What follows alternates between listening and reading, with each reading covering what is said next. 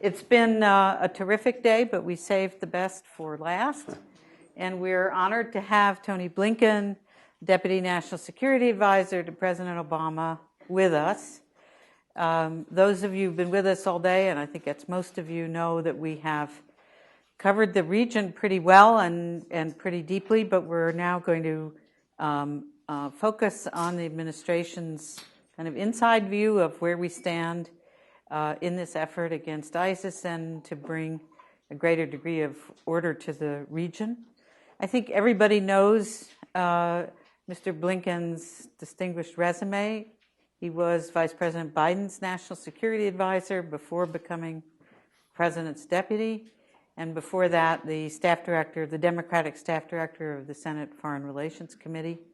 We're really honored to have you and looking forward to hearing from you. He has a tight schedule. It won't surprise anybody to know, but we will try, after hearing from him, to get some good questions in from all of you. Great. Jessica, thank you for joining us. Thanks very much. Good afternoon. It's wonderful to be here, and it's especially wonderful to be here on an extraordinary day for Carnegie. Yes. And let me just start by saying, and I presumably echoing what others have said, which is, first of all, Jessica, your leadership of this institution for, I believe, 18 years has been extraordinary. You've turned Carnegie into a global institution. Thank you. And at the very forefront of all of the think tanks in Washington and indeed around the world.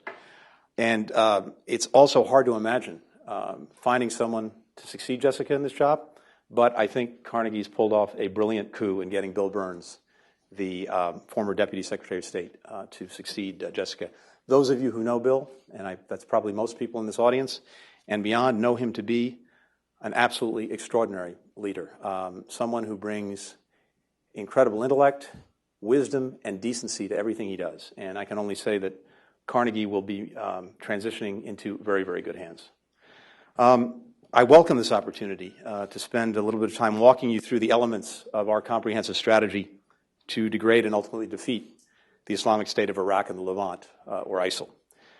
I want to start, though, by trying to put ISIL in context. And indeed, I think it has to be understood in part, at least, as the product of a number of powerful regional trends, some of which I believe you discussed earlier today. First, the challenge to domestic order within states, the questioning of the status quo, the rise of new constituencies, the empowerment of new voices. That, in many ways, of course, has been a welcome development. But it's produced a violent counter-reaction from the old order, as, for example, in Syria, with its long death spiral of violence. And it has a dark flip side: the erosion of state authority, the emergence of ungoverned spaces, the proliferation of weapons and technology, the surfacing of sectarianism. The second big trend is the challenge to the regional order among states, the growth of sectarian rivalries, the intensification of the face-off between Saudi Arabia and Iran, the spread of dangerous proxy wars. Third, I think we've seen an intra-Sunni struggle between violent extremists and the vast majority of moderate Muslims, and a contest for leadership between establishment powers and political Islam, often represented by the Muslim Brotherhood. Fourth and finally, recent history, the recent history of Iraq. The lid has been lifted from decades of dictatorship, war, and foreign dominion, allowing many of these forces to collide head-on with the fragile beginnings of a more inclusive and representative governance. One of the most poisonous products of all of this churn has been the alienation from their respective governments of large segments of the Sunni population, some 20 million of whom live between Baghdad and Damascus. This is the vast sea in which ISIL swims, and it must inform the combination of determination, patience, and humility we bring to the task of defeating it. So how did we get here? Much has been written, much has been spoken about the relationship between our military departure from Iraq and the rise of ISIL. So permit me to spend a few minutes on a historic detour. As all of you know, in negotiating the 2008 Status of Forces Agreement, President Bush committed our forces to leave Iraq at the end of 2011. That commitment was premised on a simple, powerful idea that we were returning to Iraq its sovereignty. We shared that commitment. We also sought to leave behind a small residual force, a counterterrorism presence to help Iraqis develop intelligence and target AQI, the predecessor to ISIL, and an F-16 squadron to protect Iraq's airspace. As all of you know, the Council of Representatives would not give us the protection for our troops, the legal immunities that we sought. This was not as a result of a failure to negotiate. It's something we worked very hard. But what it is, and it needs to be understood this way, is really a leading indicator or a proxy for a much larger issue. Simply put, at that point in its history, after a 10-year quote-unquote occupation, the Iraqi body politic did not want us to stay in Iraq. That's what happened. We were also, to some extent, the victims of success. At that point in time, the ISF, the Iraqi security forces, were more numerous and capable. Iraqi leaders were more confident. And violence overall was down significantly from its peak in 2007, 2008. At every step along the way of our very, very methodical disengagement militarily from Iraq, Iraqis did not believe we would actually leave and follow through. They didn't think that we would withdraw from the cities. We did. They didn't think we would end our combat mission. We did. They didn't think we would leave altogether with our military. We did. We had to demonstrate to them that we meant it. In effect, we had to leave in order to find a way back on the security side and gradually build up our engagement. It's a fair question to ask whether this modest residual force would have made a difference. And I think a fair answer that is in some ways yes, in some ways no. First, it would not have had a combat mission, so it would hardly have been in a place to repel ISIL. Indeed, it might well have been caught in the middle of everything that was going on. Iraqis would have placed severe restrictions on its activities and freedom of movement, and in any event, Syria became a huge and somewhat unanticipated accelerant to ISIL's rise. Second, it's also clear that the departure of our forces significantly decreased violence in the near term. Shiite militia stood down. Attacks against the U.S. Embassy ceased. Some of you I know are veterans of trips to the embassy. And virtually on every trip prior to that point, you would have the great privilege of getting a mortar attack or a rocket attack. That ceased. And indeed, violent incidents in Iraq went down from about 1,600 a week at the end of 2007, early 2008, to 100 a week at that point.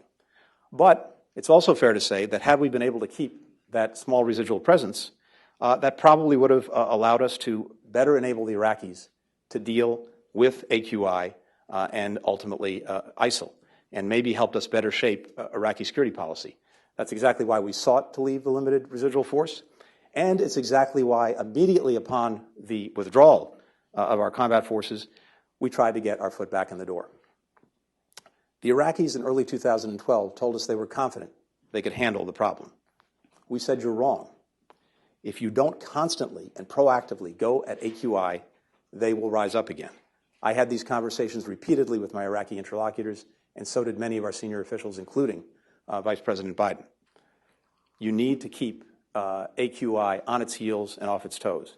In early 2012, along with David Petraeus, who was then the head of the CIA, several of us sought an agreement to constitute with the Iraqis, in effect, a joint fusion cell in Iraq to help them target AQI. It's too soon, they said. Eventually, we'll get there. But you need to prove that you're not actually returning in force. Then the Arab League Summit came around in March of 2012. We thought, why not provide the Iraqis with drones, intelligence drones, ISR, to safeguard the summit? They thought that was a great idea. They had Arab leaders coming in from around the region.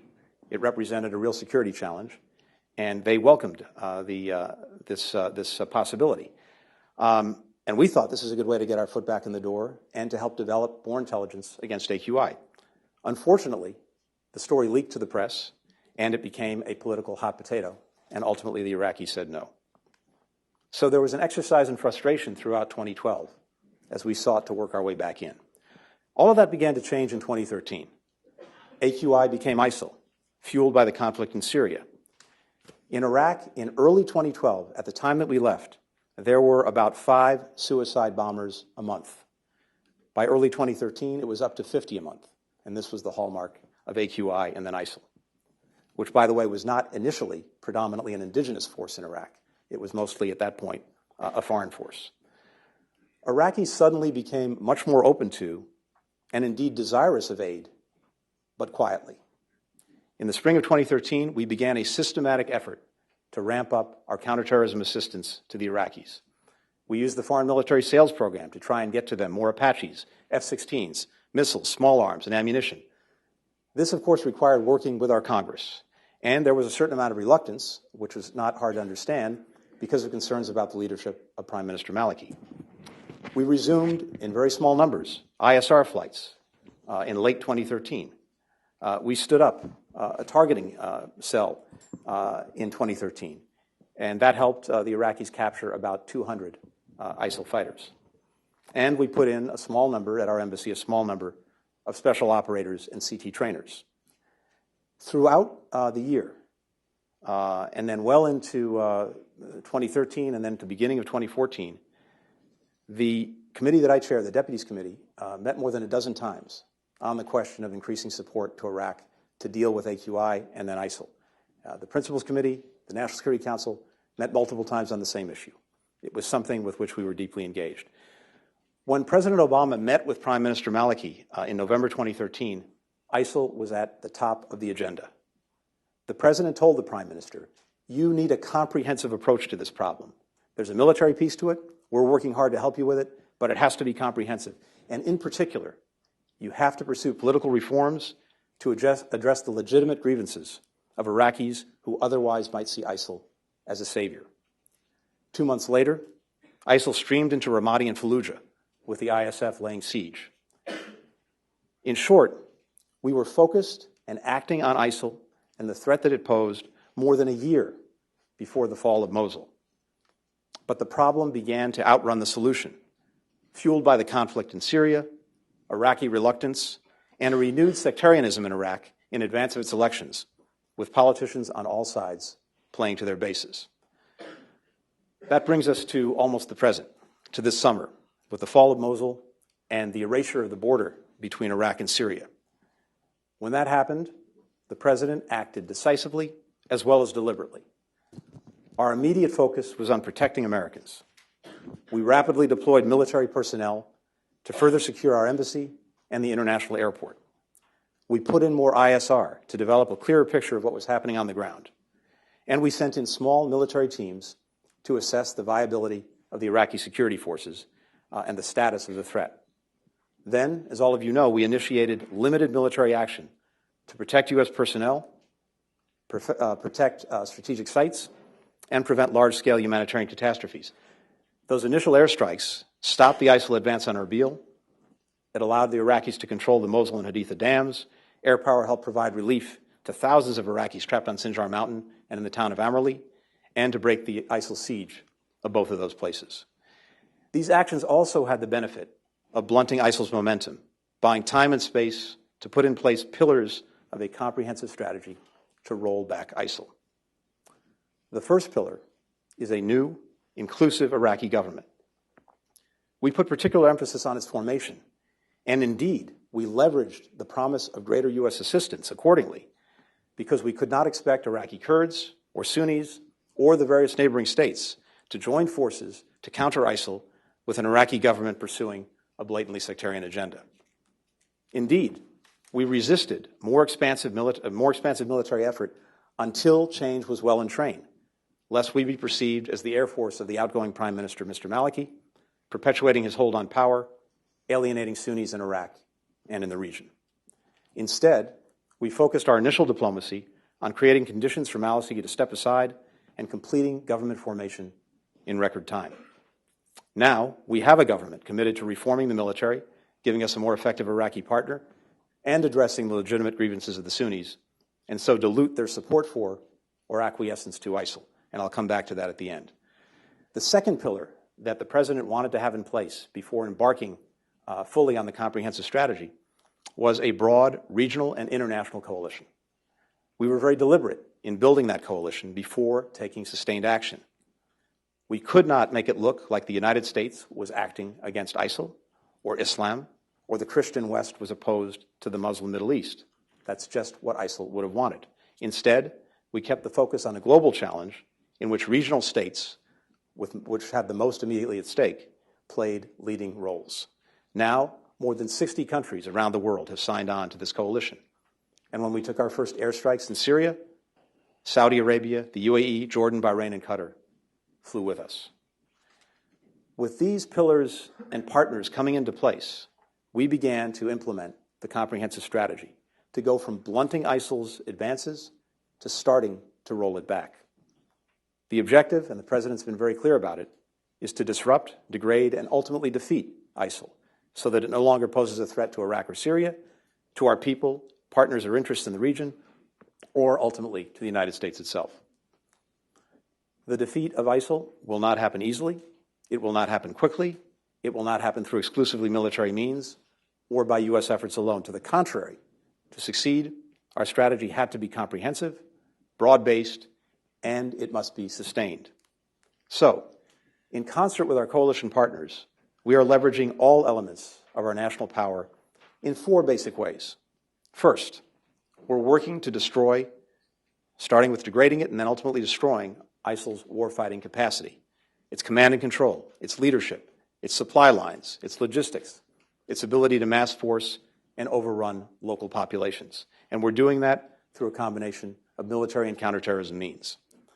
Second, we're working to uproot its central nervous system, the financing, the foreign fighters, the religious legitimacy, and the recruitment that are its lifeblood. And we're doing that by bringing to bear intelligence platforms and sharing, national and international laws, cooperation among enforcement officials, sanctions, counter-legitimacy campaigns, enhanced transportation security, increased efforts to counter violent extremism within partner countries, and indeed here in the United States.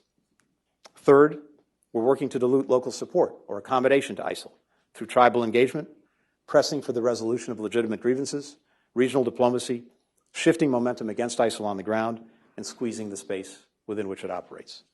And finally, we're working to build partner capacity so that local forces can take the fight to ISIL and retake the ground that's been lost through train, advise, and assist programs, through the provision of weapons, ammunition, and equipment, and through direct military action to enable partner success. The people we are helping will do the fighting on the ground to retake their countries. The strategy recognizes that the situation we face in Syria is more complex even than the one we face in Iraq. Unlike in Baghdad, where we have a viable local partner and ground forces to leverage, Assad remains in Damascus, a magnet for the extremism that we seek to defeat. For more than 2 years, working with and supporting the moderate opposition, we've made some gains in making it more effective and trying to position it as a counterweight to Assad. Now, we're intensifying that support, including through an overt train and equip program under so-called Title 10, which the Saudis and Turks have offered to host. This will give the moderate opposition more effective tools to help them and us counter ISIL, to protect its own communities, and over time, to demonstrate to Assad and his patrons that he will not prevail militarily, creating the conditions for a negotiated settlement. This train and equip program is not a silver bullet. It's going to take time to train recruits and produce results. The forces arrayed against the moderate opposition are powerful. The Syrian army, backed by Hezbollah and Iran and Russia, on the one hand, ISIL, Nusra, and other extremist groups, battle-hardened extremist groups, on the other. But the program's critical to eventual success. The coalition can do real damage to ISIL through the air, but without forces on the ground to hold territory from which ISIL has been removed, we will not be able to shrink and eventually eliminate the safe haven. Meanwhile, we are taking action every day to degrade ISIL's capacity to project power into Iraq, to resource and sustain its forces.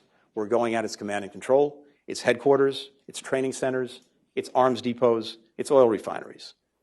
And to cite just one example, we're seeing significant results. Take, for example, the oil refineries, storage tanks, pump stations. The International Energy Agency reported just this past week that it's clearly affecting ISIL's ability to fuel its vehicles and derive revenue from the sales of diesel and gasoline.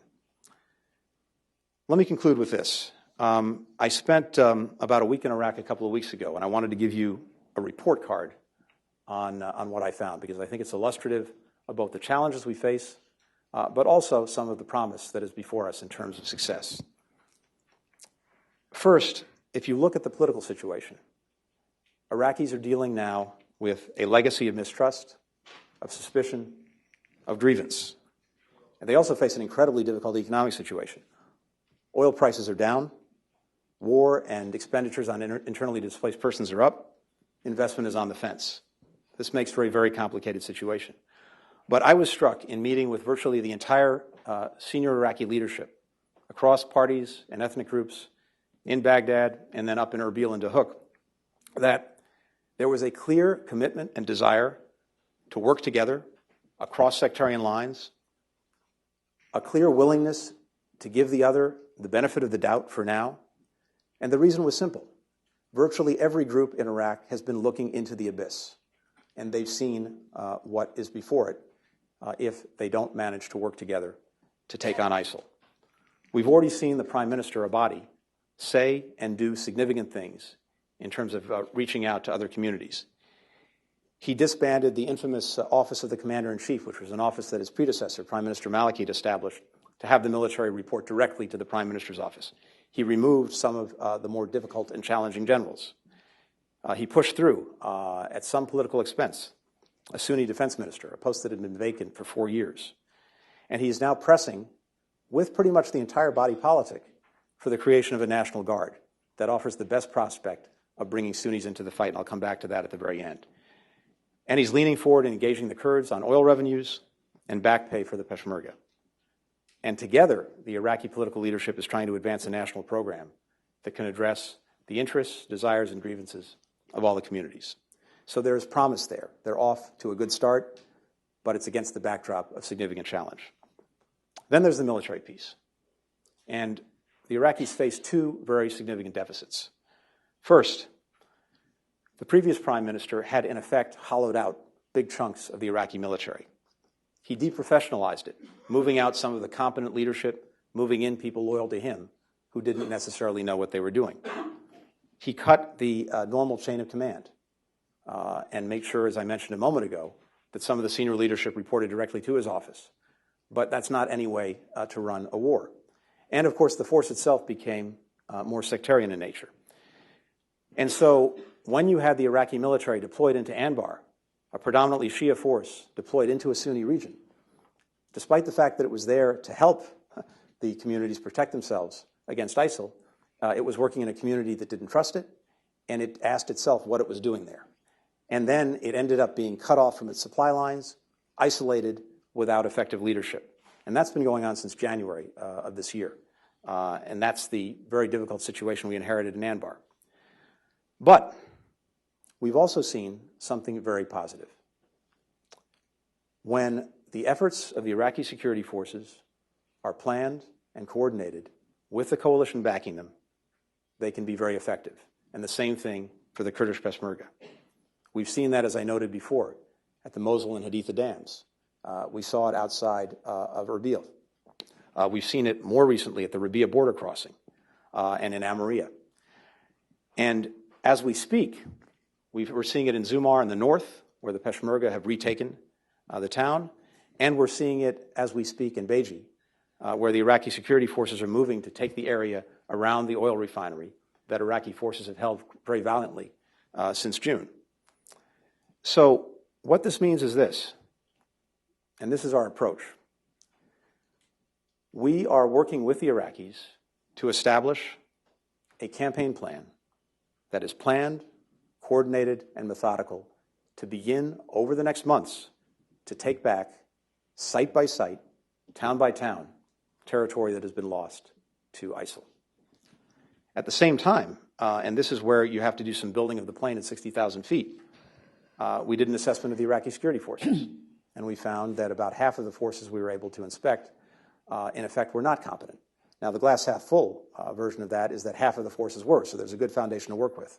But the Iraqis are engaged in a significant retraining effort. About 6 brigades are in retraining, and the coalition, in the weeks and months ahead, will begin to take part in that effort. And then, as I mentioned earlier, there's the National Guard. Iraqis are bought into this concept. It's a way to bring local forces in to protect their own communities, but have them tethered to the state, which provides the equipment and the salaries. This is a very significant development. The challenge, of course, is it will take time to stand up. And so what we're working on now with the Iraqis is, in effect, a bridge to get to that National Guard so that we can take advantage now of the increasingly significant number of tribes who want to get in on the fight against ISIL, who recognize that their future is better off with Iraq than with ISIL, but who need help, who need supplies, who need equipment, who need support. As the Iraqis and the Peshmerga in the north go on the offensive, as they move from their heels to their toes, this has very beneficial impacts. First, it changes the dynamic. It demonstrates that ISIL is not 10 feet tall, that it's not invincible. One of the reasons so many foreign fighters have flooded to Iraq and to Syria is precisely because of this perception that ISIL has the momentum. It's the place to be. It's a winner. As you start to go on the offensive and put them on the defensive, that dynamic changes. Second, ISIL has changed some of its tactics since our initial military strikes. In many places, it is not massing its forces. It's moving around in smaller groups. It's taken refuge in cities and in buildings. It's even taken down its infamous black flag so as to be less visible. As the campaign begins and as the Iraqis start piece by piece to go at them, ISIL will have to make a choice. It will have to stand and fight and so be very visible to the coalition and our air power. It will have to flee, or it will hunker down, and instead of the Iraqis being sieged by ISIL, ISIL will be under siege from the Iraqis. As we're doing this, we're aggressively working the other lines of effort I mentioned before, internationally, around the world, to stem the flow of foreign fighters, to interrupt the financing, to undermine the legitimacy, and to deal with the humanitarian challenge. So, having reviewed what the strategy is, let me conclude with a very brief word about what it is not. It is not Iraq or Afghanistan redux. It will not involve deploying tens of thousands or hundreds of thousands of American troops. It will not involve the expenditure of trillions of American dollars. It will not require the United States to go it virtually alone. The Iraqis don't need, and indeed they don't want, foreign forces in combat in Iraq. As the Prime Minister said on national television just last night, that would be divisive, it would distract from the mission, and indeed it would also probably endanger our own forces. And more to the point, we will not fall into the trap that ISIL would want to set of drawing us in large numbers, bogging us down, and bleeding us. That's exactly what they want, and that's exactly what we will not do. For these reasons, too, we believe the strategy that we have, while difficult, challenging, time-consuming, is sustainable and ultimately will be successful. Thank you.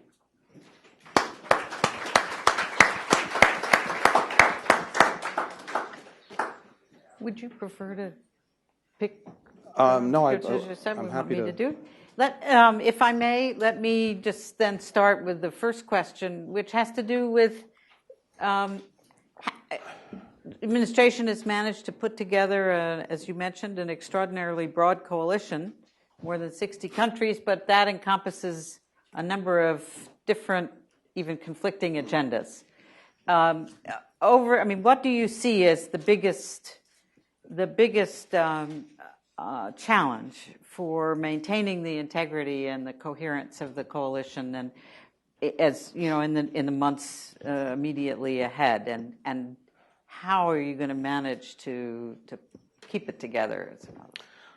Thanks, Jessica. Well, I think what's extraordinary in the first instance is the fact that countries that came to this with incredibly disparate agendas, often in conflict with one another, actually came together to join this coalition and to work against its many lines of effort.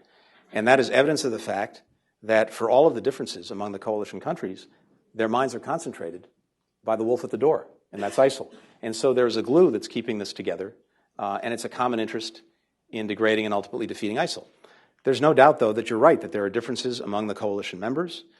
In Syria, a number of coalition members would like to see the focus placed more on removing Assad. There are tensions that can arise in terms of the composition of coalition members who are taking military action and what sensitivities that may touch in different countries.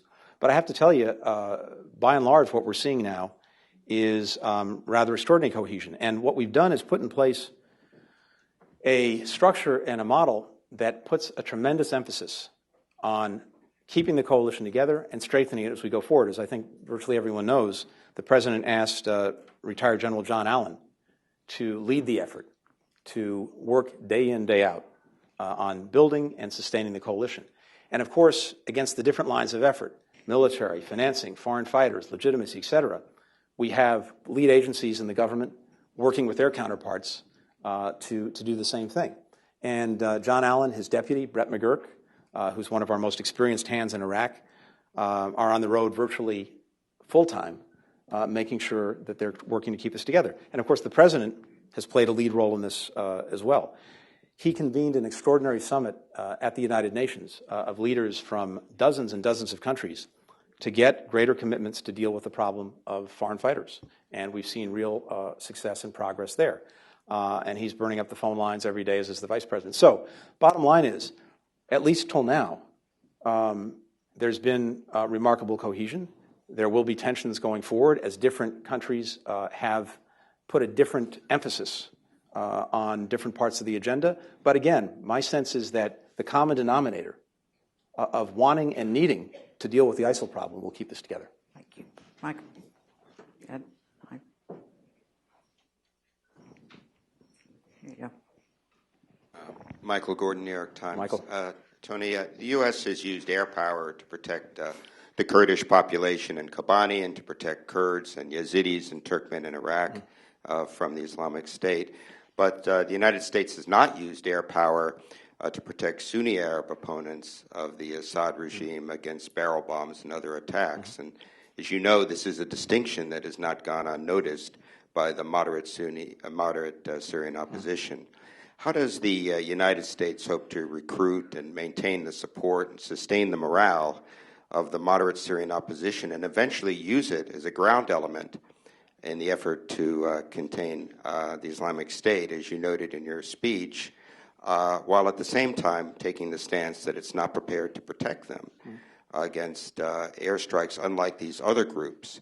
And under what circumstances would the U.S. be prepared to use air power to protect them? Are you really going to take the better part of a year, $500 million, to train and equip moderate Syrian opposition and then put it in Syria where it will be vulnerable to the regime's airstrikes? Thank you. Thanks, Michael. First, I think actually we have been using air power in ways that advance clearly the interests and agenda of the Sunni population as well as other populations. For example, we've taken action in Anbar around the Mosul and Haditha dams, which are strategic sites for the Iraqi government, but also go to protecting Sunnis who live there. We have worked hard as well to, as I said, start to build out two things. First, this National Guard, which will be a way to bring Sunnis into the fight, to have them engaged with the state, and that will benefit as well from the full support of the coalition. We're working on building a bridge to that guard as it develops. And in Syria, we have focused initially on working to degrade ISIL's capacity to project power, including, and in particular, into Iraq. So we've tried to focus on making sure that we were looking at the strategic assets that it had, command and control, headquarters, oil refineries, arms depots, training centers, et cetera. And we've been very deliberate about that. We've also tried, when we've seen significant humanitarian catastrophes in the making, to take action. We did that in Amerli, we did that on Sinjar, and we've done that in Kobani. But here's the challenge, and I think this is important. As I said earlier, there is a very methodical campaign plan that is in development, and indeed we're starting to roll out on. And we have to stick to the plan. Unfortunately, every day there is going to be, in some part of Iraq or some part of Syria, a community that is under siege, under attack, and is looking for help. We can't be every place, every time. We have to stick to the methodical plan to start to roll back ISIL in a very deliberate way. That's what we're doing. If we get moved off of that plan by something popping up in one place or another, we're not going to succeed. So we're trying to be disciplined about this. We're trying to help the Iraqis be disciplined about it. But the bottom line is this. ISIL represents a threat, first and foremost, actually to the Sunni community in Iraq as well as in Syria. We've seen the conditions under which Sunnis are living in towns that have been taken over by ISIL. We get the reports. We know what the living conditions are like. And for the vast majority of people, this is not the future they want. The Iraqi government has to demonstrate to them that they're better off with Iraq than with ISIL. We're making good progress on that, hence the political dimension. And we also have to support them more, especially the tribes, in terms of allowing them to get more fully into the fight with training, equipment, salaries, et cetera. All of that is happening. Again, the coalition is, 5 or 6 weeks old? So we have to have a little bit of strategic patience as we build the strategy. Fred.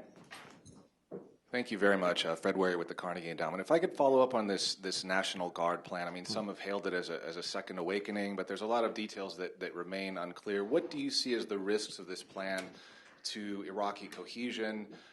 This tether that you mentioned, how strong is that? What are the mechanisms in place to strengthen that tether? And I guess the broader question is, how do we strike a balance between devolving security to the local level, empowering communities, and not encouraging fragmentation, warlordism, and militia rule? Yeah.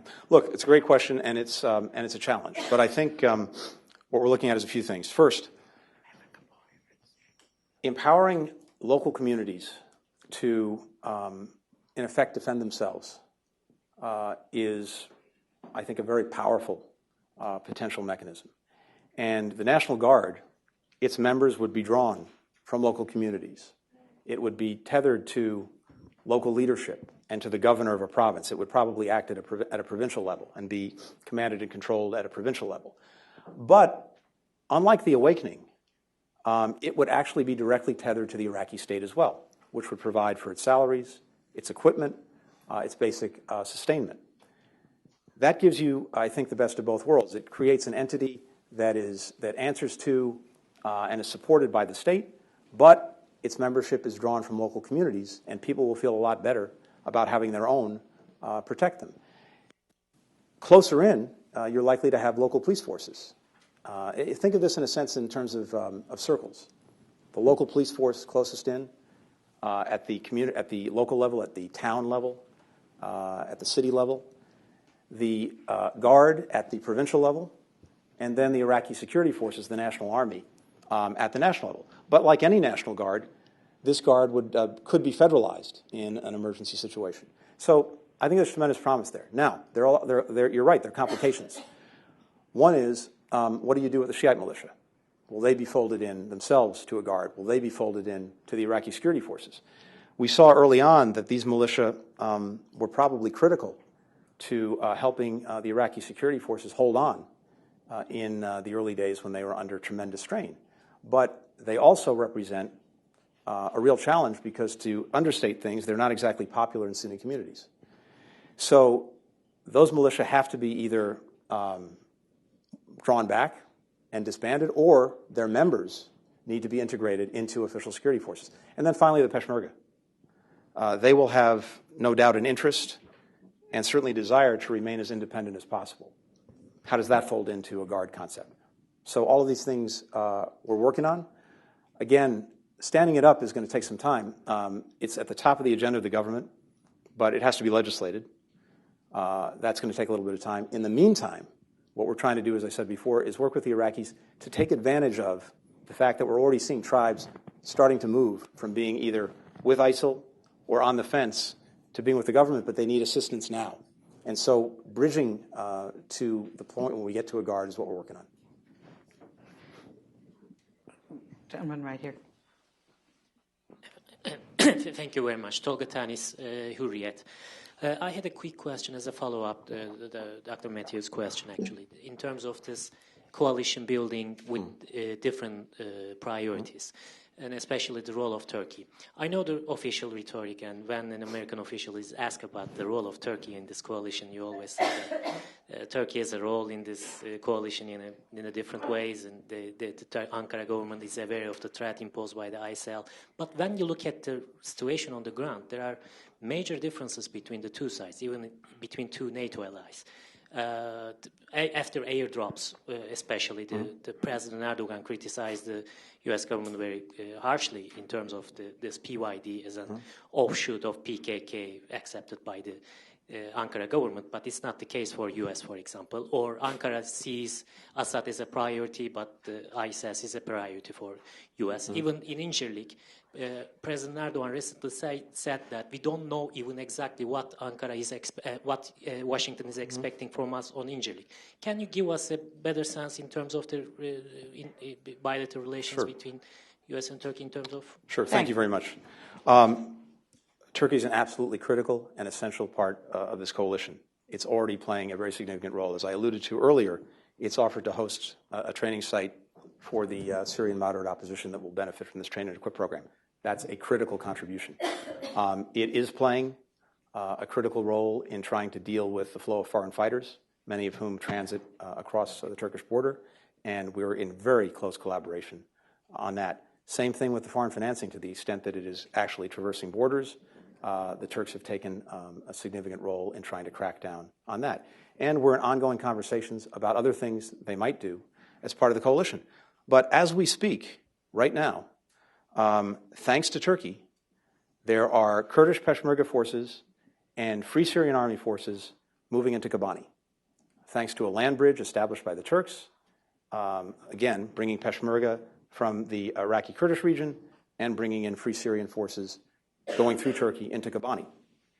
That, I think, certainly rebuts the premise that there's some conflict over the question of Kobani. The Turks have played a lead role in making this happen.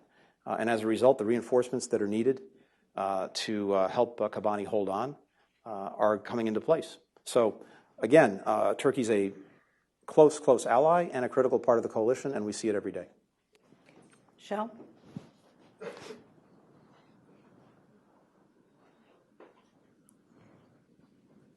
Michelle Dunn from the Carnegie Endowment.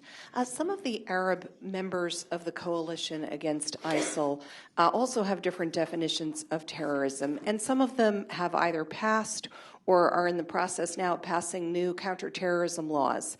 There are some positive aspects to stop foreign fighters from going to Iraq and Syria, but then there are other aspects in which they would be criminalizing, or in some cases even counting as terrorism, things that the United States would normally consider to be free expression, peaceful expression of dissent, peaceful demonstrations, things like that. Are you concerned that this can lead to radicalization in those countries, support either for ISIL or for other extremist groups? And is this an issue that the United States is raising with the coalition partners? The short answer is it's a constant part of our dialogue with a number of countries. Many face significant terrorism challenges, and it's important in answering those challenges to avoid actually taking segments of society that are not engaged in terrorism but may simply be critical of the government and actually incentivizing them to use violence as a means of advancing their agendas. So this is something that comes up on a regular basis. This has been something that's been part of the landscape for many years, and it's a fairly regular part of our dialogue with a number of countries.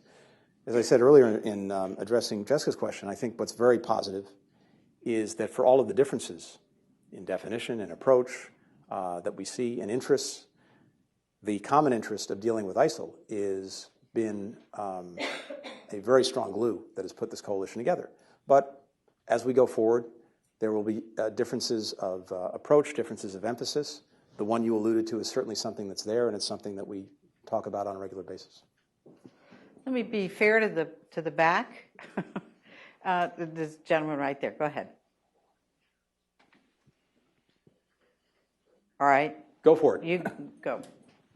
Thank you. My name is Saeed Erekat. I'm a Palestinian journalist in town, and I spent some time in Iraq, so I got to know it a little bit. My question to you on Iraq, with the National Guard, is it like Awakening 201? Is it, or is it going to encompass all kinds of communities and different communities I think in the National Guard? And second, on Syria, aren't you doing the same thing, basically, because you and your allies are funding, equipping, and training and arming another Syrian opposition, while perhaps you ought to reconsider working with the people that are fighting ISIL, which is the Syrian army. Perhaps you can do some coordination. In reality, we could talk about slogans all we want, but in reality, if you want to defeat them on the ground, you got to have ground forces, and the ground forces that are doing the work are the Syrians. Thank you. Okay, Thanks. maybe I'll just take one. Sure. Go ahead. And Matar Ibrahim, former MP from Bahrain. You spoke about how U.S. administration leverages its power to promote inclusive government in Iraq. Do you have anything to leverage on the Gulf countries to go for pluralism? As you know, the Gulf countries are a major source for funding, for fighters, and for extremism. My question is specifically about what can you leverage? And if I'll go specifically about Bahrain, as you see the going crackdown on human rights activists and political parties, what can you leverage on these issues? Right. Thank you. Let me take the last question first, and then I'll come back to the second one. I think the last question harkens back to a question we heard earlier. Look, I think we've seen a pattern repeat itself in different places over and over again, and it's a challenge to break out of it. And that is that as countries that are facing very legitimate threats from extremist groups take action that is, in effect, much broader gauge than the threat, and as they potentially, in taking action, disenfranchise large segments of their own population from basic rights, they risk, in effect, precipitating exactly what they're trying to prevent, which is more extremism. And so we're, as I said earlier, we're in a constant dialogue with many of our partners in the region about dealing with the real threats that they face, but also trying to do it in a smart way that doesn't wind up alienating significant segments of the population who may find that they then have no choice but to turn to violence. And that's exactly what we want to avoid. So again, this is something that's a constant in our dialogue with a number of our friends and partners.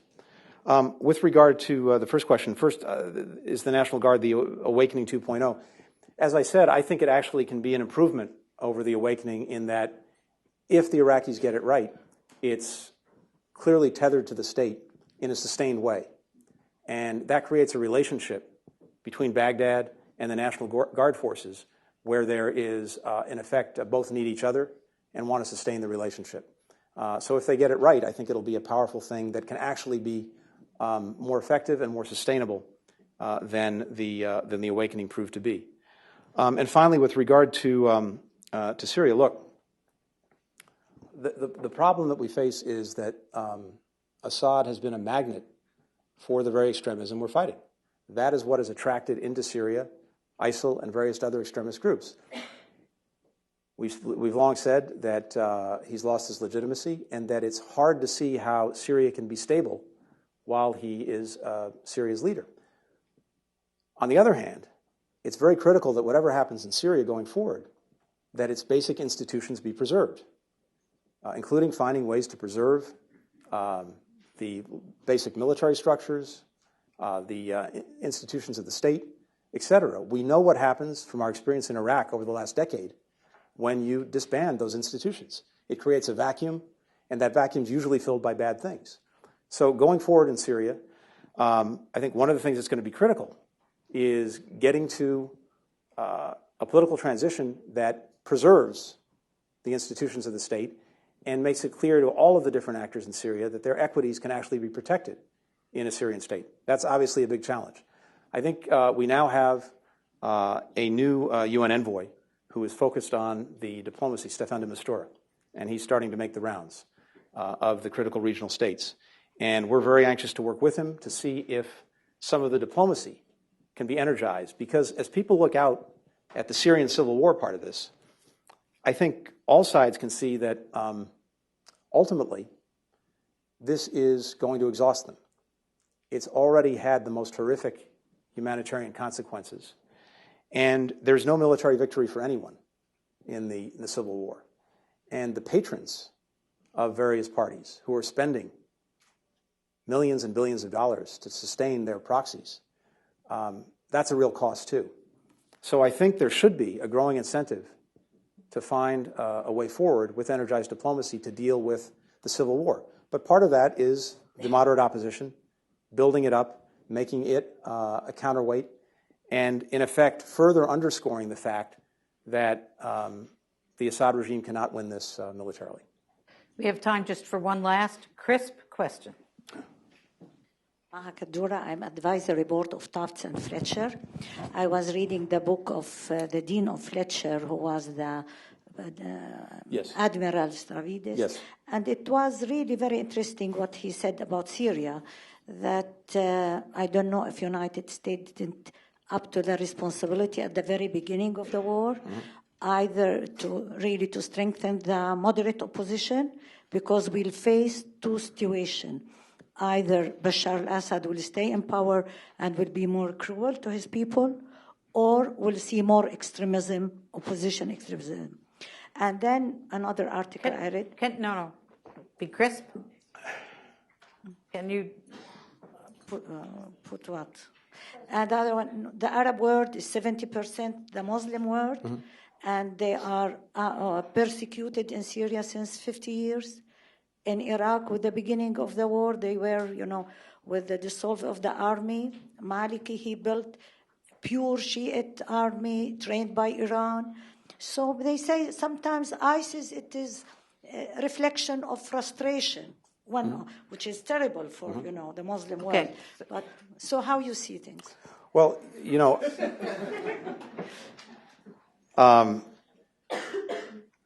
one of the things that's so important to do is exactly what you've done, which is to try and put this into a larger context. And indeed, at the outset of my remarks, I was trying to put the rise of ISIL into at least part of that larger context. A big piece of that is the reemergence of sectarian division and violence, complicated in a place like Iraq by the fact that that had been held in check for decades as a result of dictatorship, as a result of war, as a result of foreign intervention. The lid was taken off, and in a miraculous kind of way, Iraq actually had and has representative institutions that you could argue function as well, if not better, than in certain neighboring countries. But the challenge of trying to build something like that when the lid's been taken off and when you have all of these other trends in the region that I described is immense. And so we're very cognizant of that, which is why I said we're approaching all of this with determination, patience, but also humility. It's a huge challenge. It's a long struggle. I'm absolutely convinced we will prevail in it, but it's going to take time. Tony, I know you are on a tight schedule. You've been candid and informative and gracious, and we thank you so much for joining us. Please, thank you. Thank you very much. Thank you. Thanks so much. Very nice job.